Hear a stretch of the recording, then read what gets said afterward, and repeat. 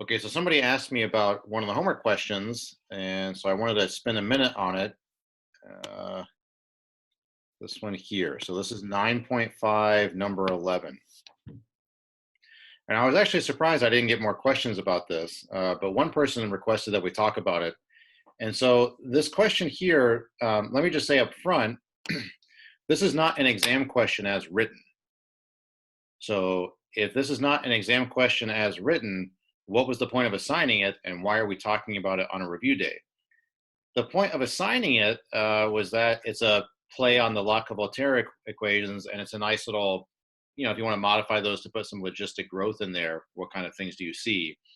That was the point of assigning it. Now, if it's not an exam question, why bother reviewing it now? The answer is because this could be an exam question with a sigma value filled in right here. If I put a 0.2 right there, you can handle this system just like any of the other ones. So I just wanted to talk about it for a minute just to show you that this really was something like we did in class. Having a sigma there left abstract, of course, it complicates things as it always does. But anyway, so I wanted to talk about this for a minute just to talk about how you would analyze this. And if you see this on an exam with a sigma value filled in, you can't panic or something. You just do precisely what we've done for any of the systems in 9.4 and 9.5. You find the equilibria, or as we discussed in class, your book likes to use synonyms sometimes. I'm not sure why. So sometimes they say critical points instead of equilibria, but whatever, it's all the same. You find equilibria, you decide if they're stable or not, and that tells you everything you need to know. Okay, so let's spend a couple minutes on this. So part A asks you to find equilibria. So let me just show you that. So as always, you have to set x prime and y prime equal to 0 and see what you get. So here's what you get. As always, I ask Wolfram to solve this for me. Now, I don't know how to type a sigma into Wolfram, so I used a different letter, but I just wanted to solve these two equations for me, and it does. So mutual extinction is still in equilibrium. There's this other equilibrium here where x survives and y doesn't. But notice there's no fourth equilibrium that's the vice versa of that. There's no x equals 0, y equals non-zero thing now, which is sort of interesting. But anyway, the old Lotka-Volterra equations only had two equilibria. There was the mutual extinction and then coexistence. So by putting in this extra term right here, you created a third equilibrium where y can die out and x survive. So anyway, so y will still crash to 0 if x is gone. Anyway, so notice though, here's the coexistence equilibrium. So like 300 of x and then 2 minus 6 sigma of y in the hundreds or thousands, whatever your units are. So when you go back here to the book and it says like, hey, like observe this. There's a critical point or an equilibrium in the first quadrant only if the sigma value is less than a third. I mean, Wolfram is basically telling you that, right? Because if A were a third right here, you'd have 2 minus 2 is 0, and you're not in the first quadrant anymore. And if you make A 5 or something, 2 minus 6 times 5, you're way down in the fourth quadrant where populations aren't positive. So it doesn't make any sense. So from a physical perspective here, this A value or the sigma value has to be less than a third, or you're going to be getting nonsense equilibria that make no sense for two populations. So anyway, that's what the problem wanted you to think about. Here are the equilibria. This coexistence equilibrium only makes physical sense sometimes. What is that time? Right here, when sigma is less than a third. Otherwise, sigma is too big, and like you're kind of just killing off x too quickly or something. And then, you can trace to the Jacobian and stuff if you want to, and this problem does want you to, but that's no different. You're just going to have a sigma floating around, and that sigma acts like a 5. So I wanted to show you just one more thing here. So it wants you to draw like a slope field and stuff. So here's a slope field when sigma is 0.2. So you can see this is a spiral or something, right? So it swirls in. So you can just play around with these values. So 0.1 changes, 0.01 changes. It's still though this looks like a stable center or something though, right? When sigma is 0.01.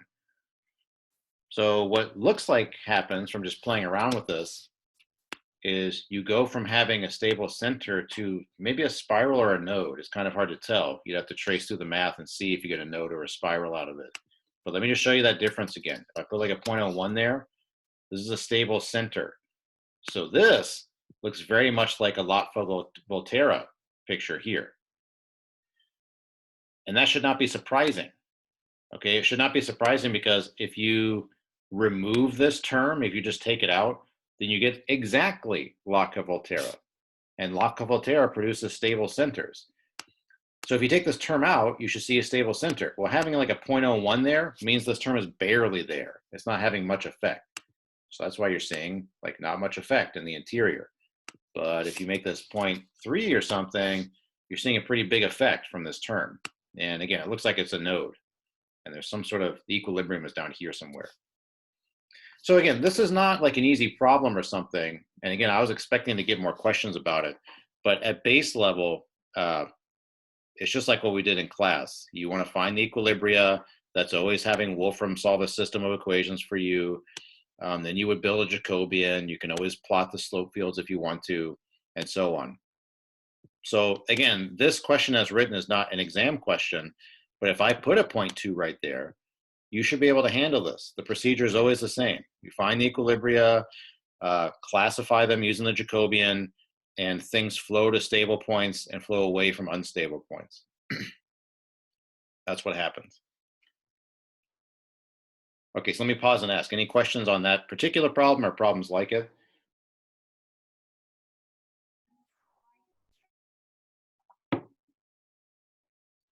Would number 14 be a problem similar to that? That's what I was going to ask about, yeah. Yeah, it's very similar. Yeah. So it's saying, yeah, so Lotfa-Volterra here is right here. But then see, this is a constant right here. So just like all the time, you're taking out E1's worth of X and E2's worth of Y. And here it actually tells you what the equilibrium is. So you don't even have to go to Wolfram to find it.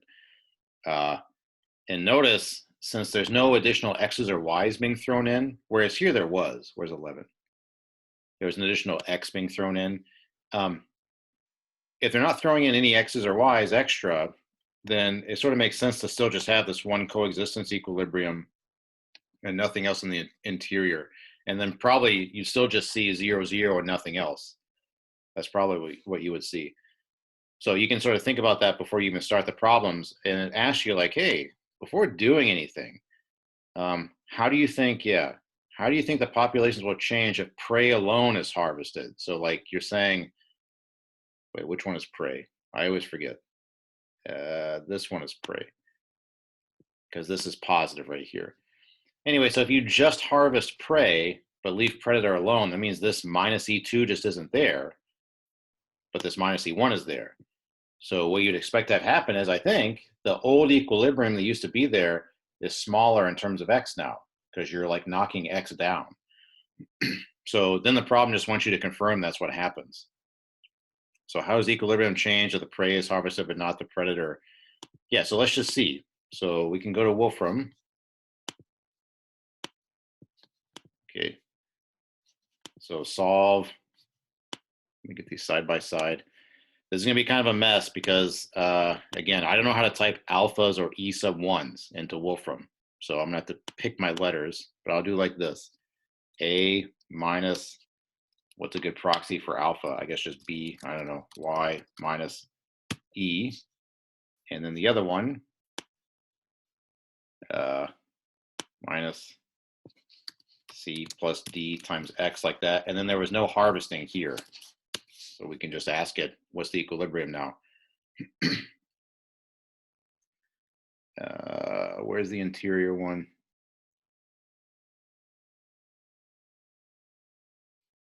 Y equals 0 and A equals E. What is it telling me? Sorry, it wasn't doing this to me earlier. Y equals, I just want to tell me what X and Y are. It's not doing it. Aren't you able to say for X and Y? But also I think it's getting confused by the E being seen as Euler's number. Oh, you're right. Yeah. So Wolfram sometimes very picky about these letters. Like a capital D sometimes it gets confused by because that means differential. Okay. Yeah. So there's like mutual extinction and so on, right? Here's the one you care about. X is that, and Y is that. So the lettering here throws everything off, so you have to be careful. But notice C over D is still there. C over D is like, I think, right? Because C is still C. What was gamma? What was that? Yeah. So the X coordinate of the equilibrium didn't change. What changed, though, was the Y coordinate. It got knocked down. Does everybody see that? So that's the effect that harvesting had, harvesting from here. You took the old equilibrium and just moved it vertically down some. Because instead of having like A over B, you have A minus F. So knock down the numerator over B. So all that to say, I think Will asked that question. Yeah, I mean, 14 is basically the same. Again, like what's hard about it is that you have all these parameters that are left as parameters. That was hard in chapter 2. It's still hard now. But Wolfram can still handle it. And yeah, part B is just done now, right? The equilibrium is just this. That's all you have to report back. That's the equilibrium. And then part C, again, you would ask Wolfram. And then again, for D, you would ask Wolfram. You would just, the lettering gets worse and worse. So let's say we harvest both of them. And hopefully G doesn't mean like Gauss's constant or something. I don't know. Yeah. So it just gives you the equilibrium. So then you can think about if that makes physical sense or not. So again, I fully accept that these look hard when you first look at them, and they're not trivial. But if you're willing to just sort of like use technology like Wolfram, and just remember that all you're trying to do is set these things equal to 0 and solve. And sometimes you want a Jacobian also. Notice this one, you don't need a Jacobian. That'd be more obnoxious here because of all the parameters. But anyway, what you're doing is always the same. The derivatives equal 0, see what you get. And then if you have to do anything past that, it's always going to be the Jacobian and classification. So the process is no different. It's just, again, having like an alpha and a gamma, whatever, makes it harder to deal with. So this one here, by the way, I mean, I could ask that on an exam if I felt like, but again, I would put a number for A, a number for alpha, a number for this, I fill in numbers and then I could ask you, what are the equilibria? Are they stable or not? Ask you things like that. The reason that's an exam question is now you go back here, right? And if numbers are all filled in, I mean, let's just look at it real quick. If numbers are filled in, I don't know what's reasonable because I haven't played with it, but if everything's in hundreds, maybe you're going to take out 300 or I guess that would be 30% of X. So maybe that's not very reasonable. So let's take out 3% of X a day. And then Y, again, I don't know what's particularly reasonable here because I haven't played with it. The negative 0.5 plus 0.25 X, and then harvest like 2% of Y.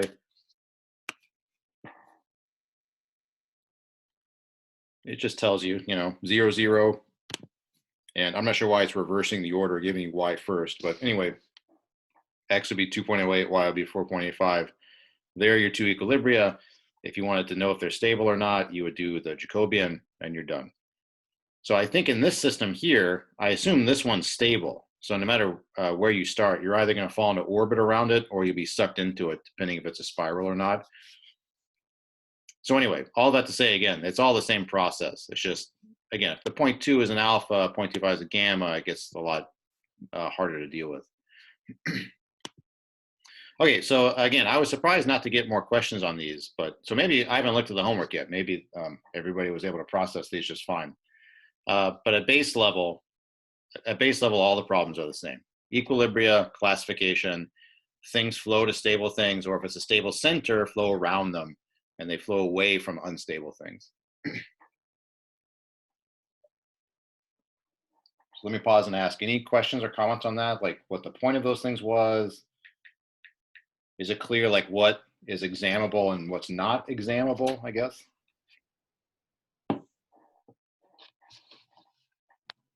I had a question.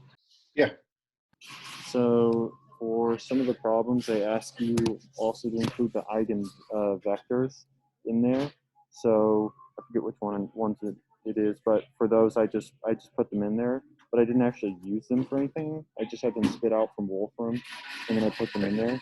So I was wondering if there's, I think I'm confused a little bit as to whether or not eigenvectors are pertinent at all to finding equilibrium stuff, because I didn't think they were. And so for my homework problems, I didn't end up using them really. I just had the values that you have, so the two numbers, and then you classify them based on that, as opposed to the eigenvector. So on those problems where it did ask for it, I just put whatever Wolfram spit out. I just put, vector 1 equals this, vector 2 equals that. So.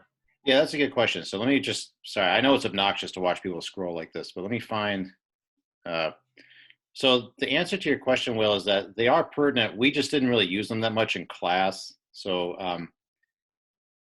where is this? 9.1, I think. There's just this one picture that's in the handout that's also in the book that I just want to bring up real quick. Okay, I think here I finally found what I'm, there's just a picture of a saddle point somewhere. I can't find it. Here, okay. Yeah, so this is a saddle right here. So notice the two eigenvectors are labeled on this picture. So this one here is for the bigger eigenvalue, and this one's for the smaller one. So this one here is like dominant. So it's this eigenvector line is what's drawing trajectories to it, and then this one is not dominant, sending things away from it. So depending on what your eigenvectors are, like this, what is this letter? I always forget it, a C or something. It doesn't have to be pointing in the first quadrant. It could be pointing down here somewhere. And then this other arrow could be pointing somewhere else. And the effect you'd get is like you'd turn the picture with them. As you move those eigenvectors, you would turn the saddle with it. So the eigenvectors are relevant in that they determine kind of like exactly how the saddle looks. For our purposes, we just never really cared that much. And I guess I say we, when I say we, I guess I mean me for our problems, right? So some of the problems do ask you to produce them. And then if you want to get a super accurate drawing, you would have them and then draw like this. But we don't really care about super accurate drawings. So anyway, so they are somewhat relevant, but like it's not going to come up on an exam or something if that's what you're asking. It's worth thinking about the homework a little bit, because we did mention this in class, how the eigenvectors sort of carve up things for saddles. But again, it's not particularly relevant when you want to make, our ultimate goal is to make predictions about what populations do. And they're not super relevant for that. Does that answer your question? Yeah, the visual really helped. Okay. Thanks. Oh, and somebody tells me, sorry, I don't know if when I'm sharing, I don't know if you can see my chat or not, but somebody tells me you can type in Greek letters into Wolfram. So that's good to know. I've just never tried. So you could do like, again, I don't know. This won't come up on an exam, but I guess for the homework, I guess you can do this. Oh, all right. Yeah, likes that. Okay. Anyway, so that would have been useful for me 5 minutes ago, I guess, to do that. So I should have checked chat back then. Yeah, if you have a Mac, you can hold Option or Alt. I think they're labeled the same thing. And then I think you can, and if you just press a couple random keys, you'll get like different signs and stuff. I don't know if they're applicable in Wolfram, but you can use it to type different stuff that I'm sure Wolfram would pick up. So I think H is one of those middle ones. Yeah, is delta, and you can use that kind of stuff. So Interesting. Okay. Huh. As always, Wolfram probably can do things, right? Like if you want it to deal with Greek letters, as we've just seen it can. Anyway.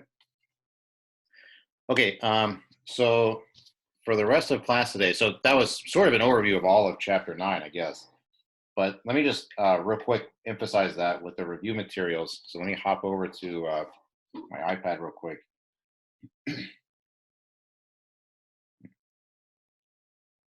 So again, if you're worried like, hey, chapter 9, some of those homework questions are real hard, some of them weren't so hard, maybe. Oops. Okay. So what exactly should I be looking for? Okay, is this shared? I was thinking about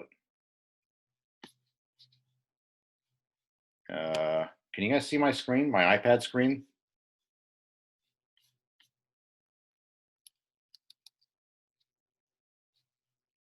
Sorry, am I frozen? No, it's like a still image of you still right now. Oh, all right. Oh. Okay, so I'm just going to try again.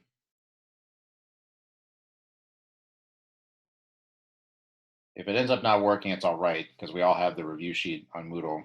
There we go, okay. Okay, so again, we've already talked about chapter 9 some, but let me just point out. So here's a chapter 9, or yeah, here's a chapter 9 question. This is the kind of thing you'll see on an exam. These equations here, these are the classic competing species equations. I could, if I wanted to, like, just not have that term there for some reason. I don't know. But it doesn't matter. If I cross that out, the process you would use here is the same. You would still want to find the equilibria and classify them. And then based on which ones are stable or not, you would still make predictions. So the actual equations themselves, the DEs, are kind of, they're irrelevant to that process, actually. So again, the homework, if they're like, hey, here's like a modification of Locke-Volterra where we add an extra term in there, it doesn't actually change the process at all. Now, one thing, by the way, that I have noticed in some of the homework over chapter 9, when you're dealing with models like this, and when I say like this, I mean they come from something physical, there will always be at least one stable equilibrium. Okay, always. Let me write that. Always. At least one, something that's stable. So if you trace through your work and everything is unstable, that means you made a mistake somewhere. Because the populations have to flow somewhere.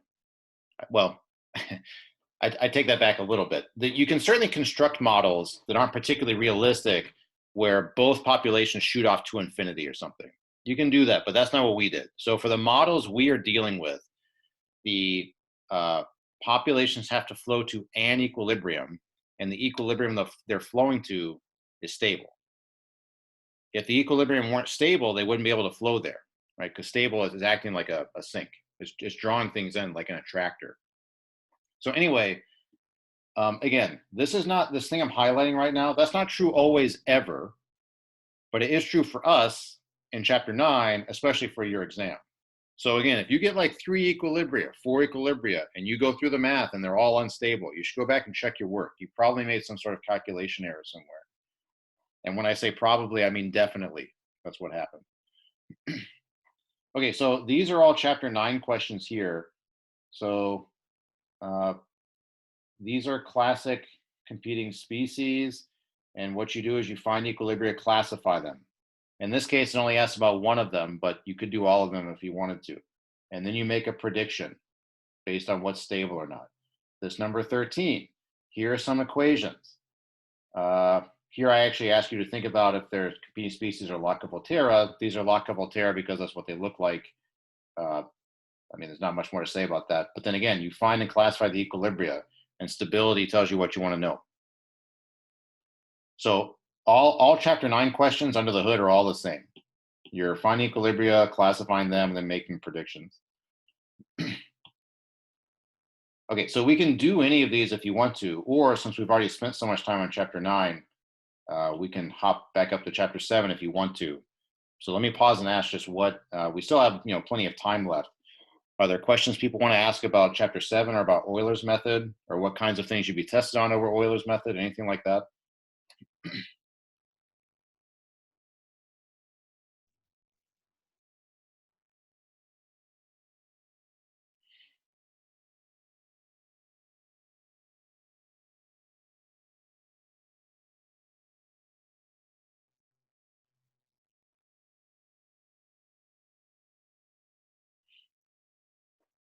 Okay, so what I'm going to do is, what I think is the best use of time is, here are the 3 things we covered for this exam. Chapter 7, chapter 9, 2.7 was Euler's method, and also, I guess, 8.1 slash. So we did a day on Euler's method.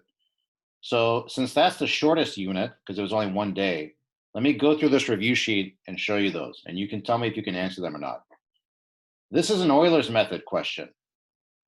Now, I was able to spot that as an Euler's method question because it says Euler's method in it. So that's clearly an Euler's method question. So there's one kind of question you could be asked. So can you answer that or not? Yes. All right, Will can. Anybody else? Evan can. Nice, Evan. Okay. Okay, so should we articulate it since we're here? Will or Evan, whichever. Can you articulate like what is Euler's method for? So Euler's method is being able to approximate the development of a curve without having to actually go through and calculate it. So rather than have to use differential equations, you're able to just estimate different slope values based on the previous ones. And there's an equation, which I can't recite directly, but that it pretty much just takes the slope value of a previous thing and then gives you the next one. And each sequential time that you estimate it, it compounds the error. So it's like you, the further out you go or the larger you use, the larger the difference is, the larger your error is going to be. So I would guess as you approach 0 for your length or time difference, that is, the more accurate your slope becomes, but the more calculations you have to do to cover a given time.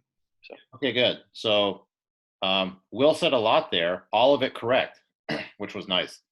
Now he said a lot, so if he actually wrote all that, he'd probably get bonus for writing so much. So you could just say literally what Will said. That's a lot to say, though. Again, it's all correct. And literally, if Will wrote that, I write like a +2 and a smiley face on his exam. Let me just tell you what's the minimum you could say? So from Will's answer, what would you have to say to get full credit? So Will said 2 key things. He said approximate or estimate. I forget which verb he said. And he said development of a curve. So you're trying to approximate a solution graph to a DE without solving it for real. Right? That's basically what he said. So that's good. Everybody okay with that? And that's precisely what Evan would have said. Right, Evan? Yeah, sure. Yeah, so anyway, so you don't have to say everything Will said, but you have to communicate what he said about approximation of a graph without having to solve the DE, right? That was a nice thing. You just have to know Calc 1. Okay, so where's another Euler's here's another Euler's method question. Now, once again, I spotted this really quickly as an Euler's method question because it says Euler's method. There's no way to disguise those questions. So here's the other kind of thing you might have to do. So again, I could ask you to articulate the purpose of it. I could ask you to do it. And by the way, when I ask you to do it, it's just going to be for one DE. In class yesterday and then in the homework, there is a system one, but I don't know. If you can do it for one DE, you can do it for a system. So anyway, so you'd be asked something like this. Here's just a DE, one DE, one initial value. So can you, oh, hang on, let me go to the solutions real quick. Let me see what I meant to say.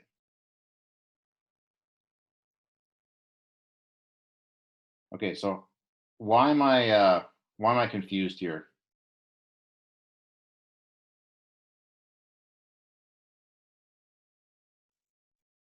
Because you said to estimate at y.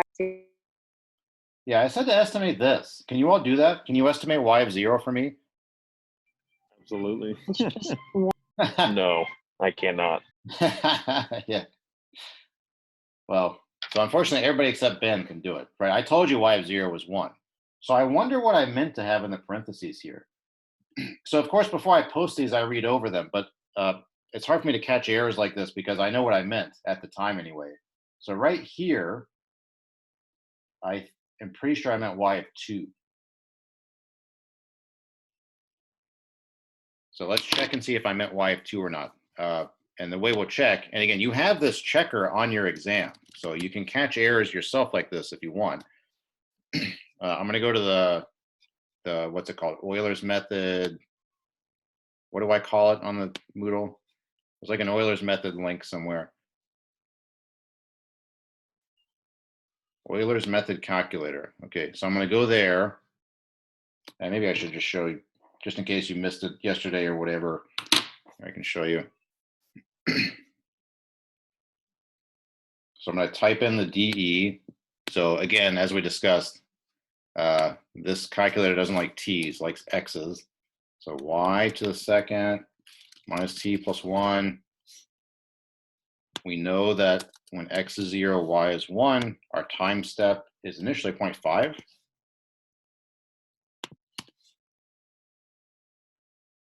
Well, what's it mad about now? Oh, because I just said it doesn't like t's, it likes x's. Like I literally just said that, and then I didn't do it. Okay.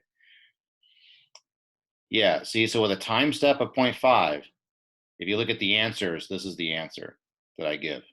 So I must have meant to estimate y of 2. So sorry about that. If you see this on an exam, that's a pretty fortuitous typo for you guys, I guess, right? You can estimate that y of 0 pretty easily. And then if you do a time step of 1, it gives me an answer of 12. So wow, those are way off, right? They're way different estimates. So again, this solution is growing really quickly. So like the faster the solutions move, the smaller a time step you would need. So again, something like on the order of 1/100th is always better than doing things like 0.5. Anyway, so my only point was there are really only 2 Euler's method questions I can ask you. I can ask you, what's the point of Euler's method? In which case you say what Will said. Or I can ask you to do it on 1DE, one initial value, where I don't make this typo that I made. Okay, so any questions on Euler's method? Did you want to do the calculations, or are you comfortable with that from yesterday? I'm comfortable with that. Okay. It seemed like by the time we left yesterday, I mean, we had to rush at the end to get the system example done, but it seemed like this kind of thing people were okay with when we left. So again, if somebody else wants to chime in and say they want to see it, that's fine. But otherwise, I want to ask you about chapter 7. Can we do the calculations? Yeah, sure. So let's just do, since B is shorter, let's do B.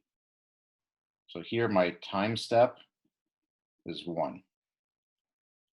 So you have to make your way over to y of 2, right? Y of 2 equals, trying to make it there. So your initial y value is 1. And since you're taking your initial t value is 0. So here's our start point.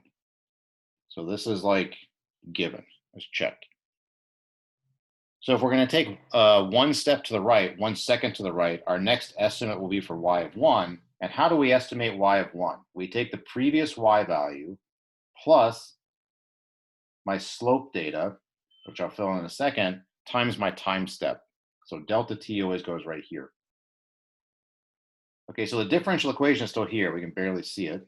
So y squared, y is 2 squared. T right now is 0. I'm at this point. I'm at the point 0, 2 initially. So t is 0 plus 1. So y of 1 we would estimate to be, what, 7? Is that what that works out to? Is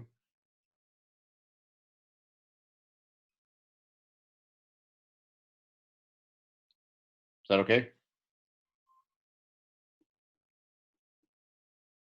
Yeah.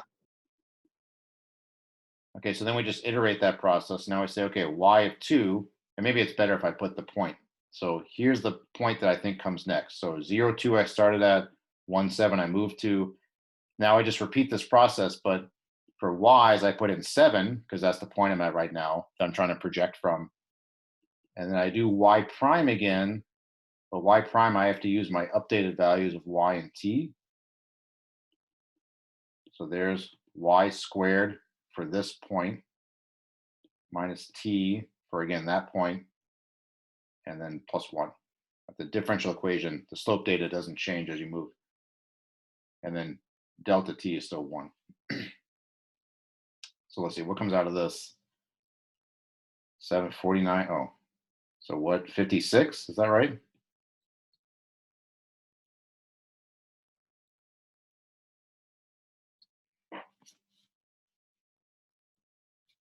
Did I make any errors there?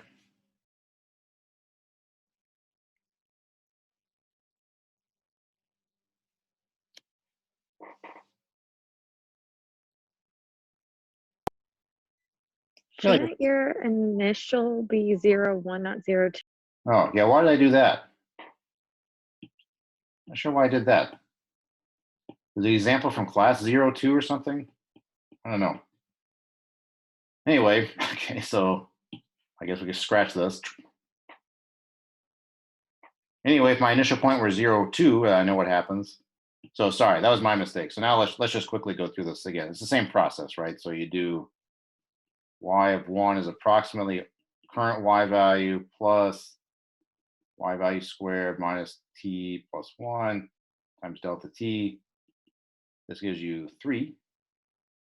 And then, so now you're at the 0.13. So then moving on, another step to the right of size 1, you would say 3 plus 3 squared minus 1 plus 1 delta t. And this is now 12. So 212 would then be your next point. And then here's your estimate for y of 2. Sorry, I don't know why I started at 02 instead.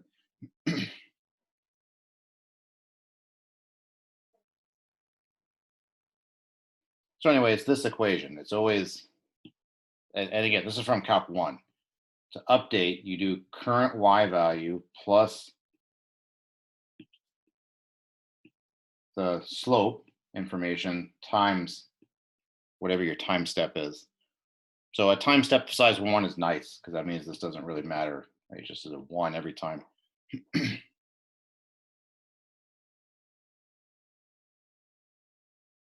Okay, so that's Euler's method on a single DE with a single initial condition.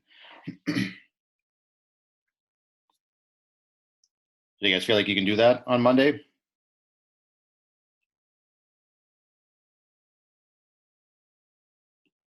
Yeah. Okay. All right, so now we haven't talked about chapter 7 at all, so let's talk about chapter 7. Okay, well, let's just start going through. Here's a system from chapter 7. I want you to solve it, but solve it the real way. So when you see this on an exam, you should just think, oh yeah, solve it the way we normally do. We spent 1 day on substitution just to acknowledge the algebra 2 parallels, but then we abandoned it because it was kind of obnoxious. And it doesn't work well for 3x3 or higher. Anyway, so if I give you this system, can you write things as a matrix equation? Can you solve it like normal? Can you then translate away from matrices? So let's start with part A. Can you write this as a matrix equation, or do you want to see that?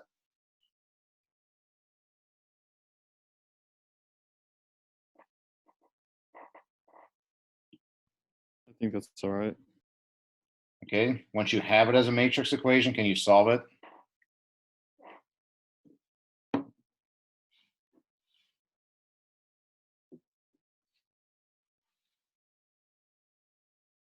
I mean, it doesn't take very long, so if you're hesitant, we can just do it. Yeah, I think that'd be good. Okay, so there's part A. So now part B is the real work. So can somebody just tell me what is the work that part B requires? What do you do?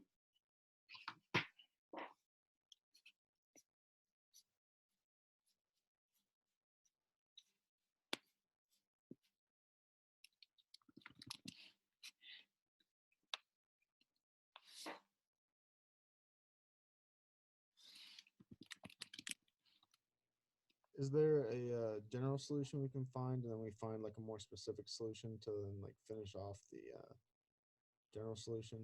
It's a lot like chapter 3.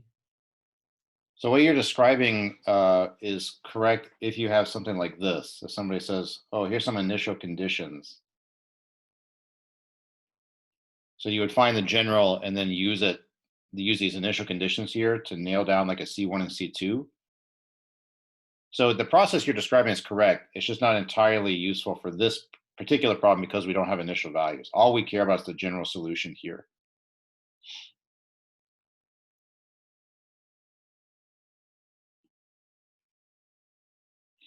I mean, even if we had those initial values, there's still something you have to do first. You have to you have to get the general solution first. So how do you do that? Is that just asking for the eigenvalues and eigenvectors? Yeah, that's the process. So you ask Wolfram for eigenvalues and eigenvectors, and what you're hoping for is what Wolfram just told me. They told me 7 and -4. Those are both real. And they're different. So the general solution is like this, if you're going to use matrices. C1, e to the 7t, 1, 1. C2, e to the -4t, -6, 5. So there's B. I think anyway, let me check. Yeah. So this is the final answer here, using matrices. Now in part C, it wants to make sure that you understand, like, oh yeah, at base level, I'm trying to find a pair of functions x1 and x2 that simultaneously work. So both those functions are baked into this final solution I have here, but if I want the functions separate, like this, x1 is this, x2 is this, then as we did in class, you have to read across the top to get x1, and then read across the bottom to get x2. So it's just a little translation away from the matrices. So here are the pairs of functions that work for you. So just for example, I don't know, 2e to the 7t minus 6e to the -4t could be x1, and then 2e to the 7t plus 5e to the -4t. There's an example of a solution of the system where C1 was 2 and C2 was 1.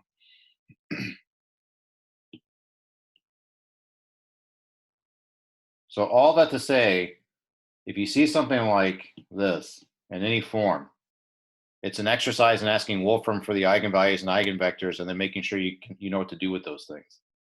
So what? Here's another one like that.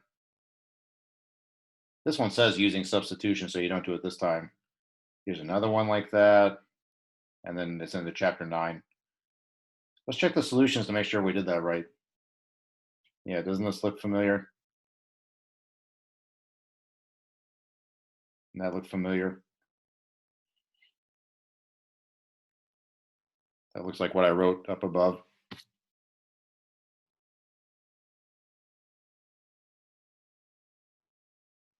Sometimes you write them in the opposite order, but it all means the same thing.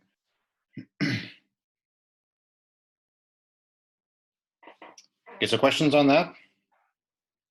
I was wondering if we could talk about if you have the same like eigenvalues, like let's say they were the same number, don't we have to like make a guess? Remember in class we did like guesswork. I'm a little confused on how to make the guess. Yeah, so we actually don't really have to. So some of that guesswork was just a thought experiment to see if chapter 3 would translate or not. You don't have to do that this time around if you don't want to, because we already know the kind of guess that will work. So yeah, so you're right that at base level there's guesswork there, but once you know the kind of guess that works, you don't have to rediscover it every time. So let me just clear this out and let me see which of these has a repeated eigenvalue. I mean, 6 or 10. Let's just cheat and see which one.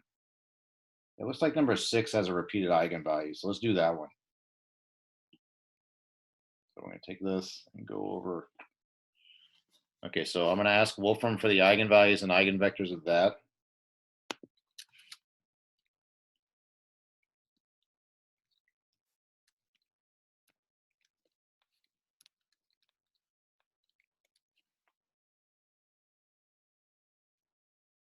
Okay, so Wolfram tells me that the eigenvalues are 2, 2, -1, and the corresponding eigenvectors are like this: 0, -1, 1, and then we have a repetition, so the other two we don't really know what to do with yet, and then -3, 4, 2.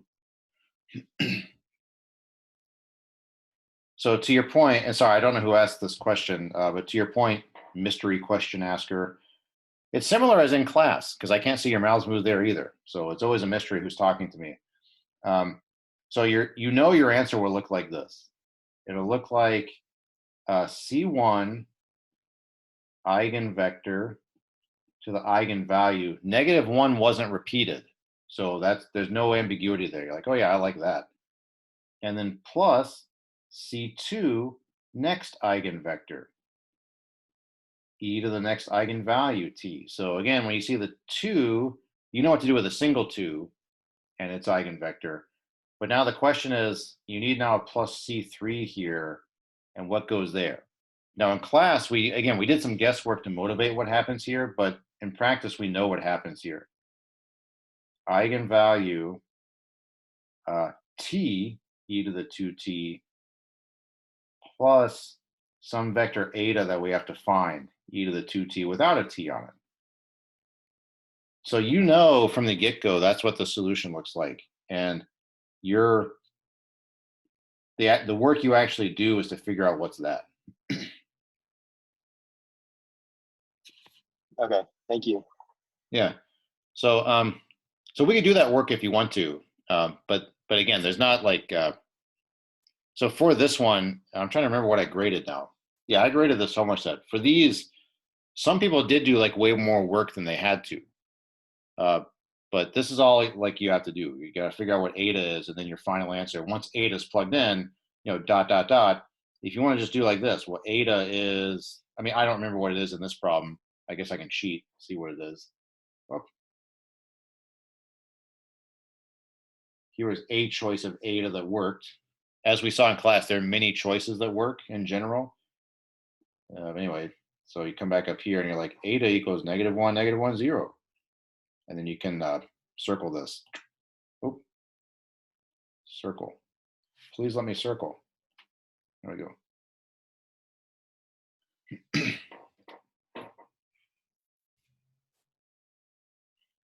So again, we have time here, so we can work this one out if you want to. But that's what that. If you ever have a repeated eigenvalue, this is the work you do. You know basically what the solution looks like. There's this one mystery right here, and that was where you wrote out the multiple equations, and usually you got equations that were redundant, and then you just sort of you filled in whatever values you wanted essentially. Could we go ahead and do that work? Sure. Okay, so the key equation from the handout, let me find it real quick. So it's going to take me a second to dig up the PDF. If somebody has it, you can shout it out. It's something like this. It's like, oops. It's like A eta equals 2. No, that's not what it is. I'm going to look it up here in a second, but if somebody has it, you should tell me what it is. It's something like this. It was like A eta minus 2 eta equals the eigenvalue. I always forget if there's a minus or plus there, so I have to look it up real quick. If I were studying for the exam, I guess I would memorize that. But I actually, in practice, I should rederive it every time, which you guys don't have to do.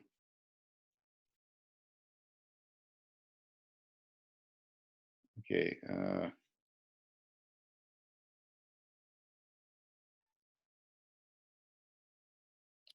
So here's the equation I see in the handout. A eta equals gamma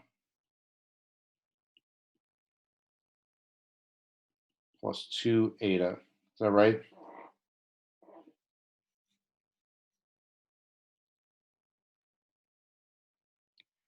From this 2.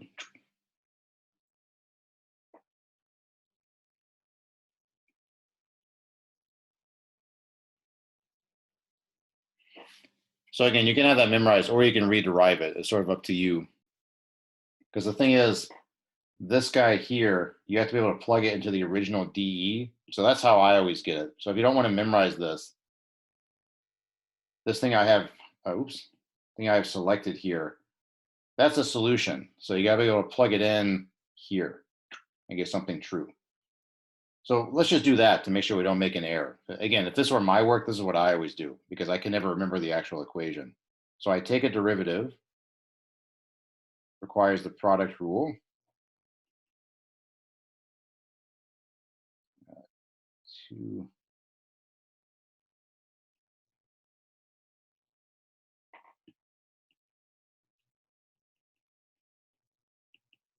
So there's the derivative of the thing I'm dealing with. And that has to equal A times all this stuff.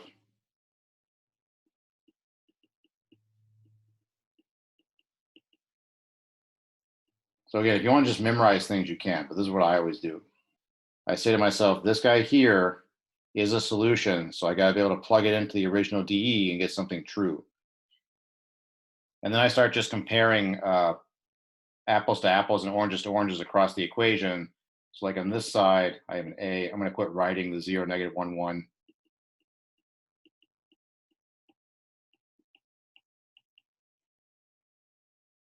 So I have, I'll use different colors. So I have a T term here and a T term there. So that green tells me that 2 gamma equals A gamma, but I already knew that because 2 was an eigenvalue. So that never tells you anything. So what you actually learn from are the non-T terms. So here's a non-T term, there's a non-T term, and there's a non-T term there. So the other equation is gamma plus 2 eta equals A eta. And this is what I had like 3 minutes ago.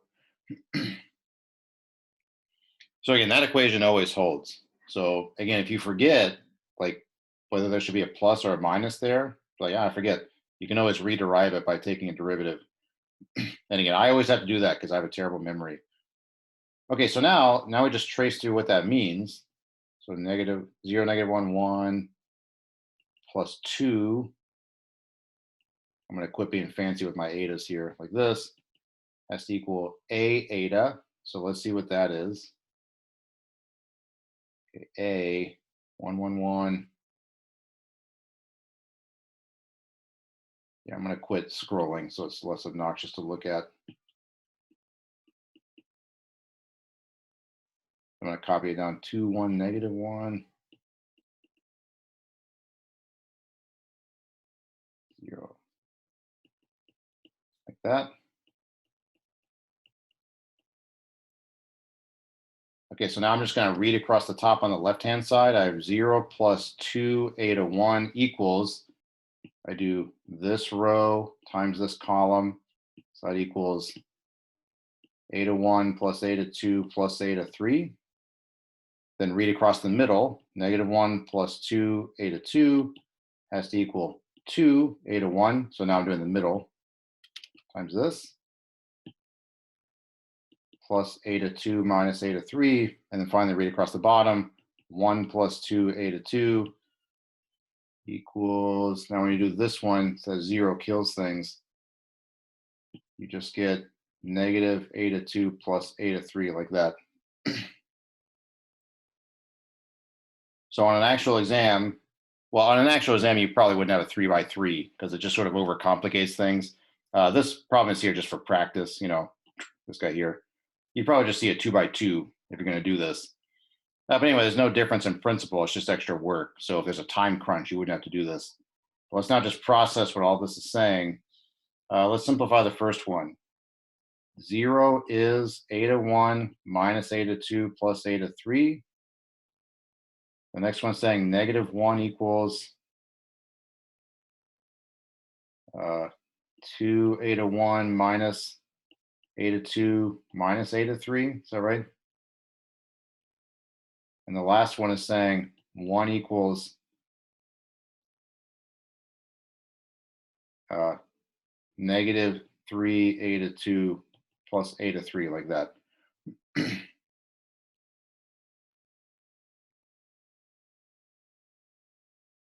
And at this point, you're basically done. So again, what's making this more obnoxious to write is just that there are 3 things. It's a 3 by 3 system.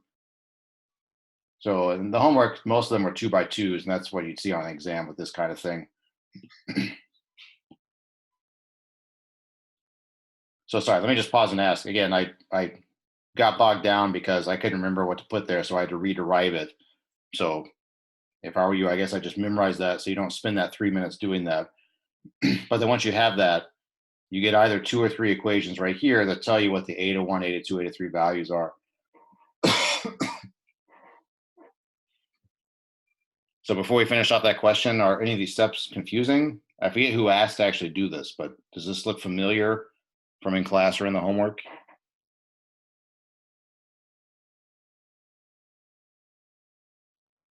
Yes, it does. Thank you. Okay. Now let's just finish off. I mean, you can have Wolfram do this for you if you want to. We never did with a 2x2 because we didn't need to, but it's a 3x3, so let's just let Wolfram tell us what it thinks about this. So I'm going to ask it to do 0 equals x minus y minus z, because so Ian told me how to do eta, but I don't know about eta sub 1. So then I got to do -1 equals 2x minus y minus z, and then 1 equals -3y plus z.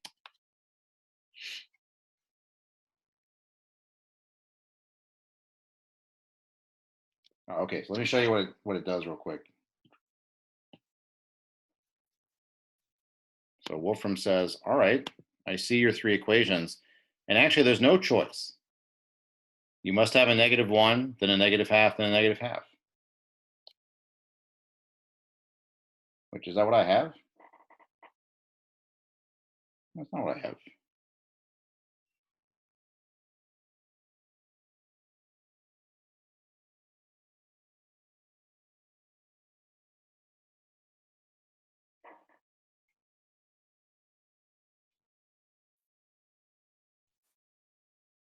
I think I typed it incorrectly, didn't I? 2x minus y. Z. Oh, I typed it in wrong. Sorry. Does everybody see this, my typo here? Not minus, but plus right here. Let's see what it does now.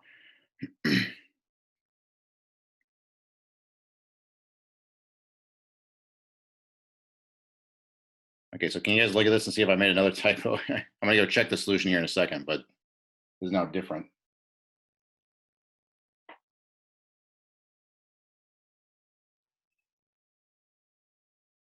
-1, -1.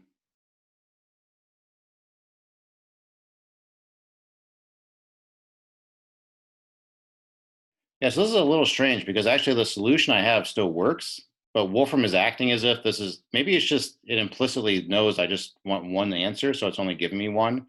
But you'll notice what it gives me and what's in my solution on the worksheet, both still give you a solution to the system. So you can pick whichever one you want, I guess. So here you would say my eta is like this. -1/2, -1/4, a quarter. And again, that doesn't match what's in my solutions, but my solutions also, let me just show you real quick. I know we're running short on time. Let me just show you real quick. The solution I have also, if you plug in those values, it satisfies this 3x3 system. So I don't know, Wolfram for some reason was just giving me one option when there are actually many options. So maybe it just knows, hey, they only want one option. I don't know. But anyway, so you get your eta vector, and then you just tell me like, hey, this is my solution way up here.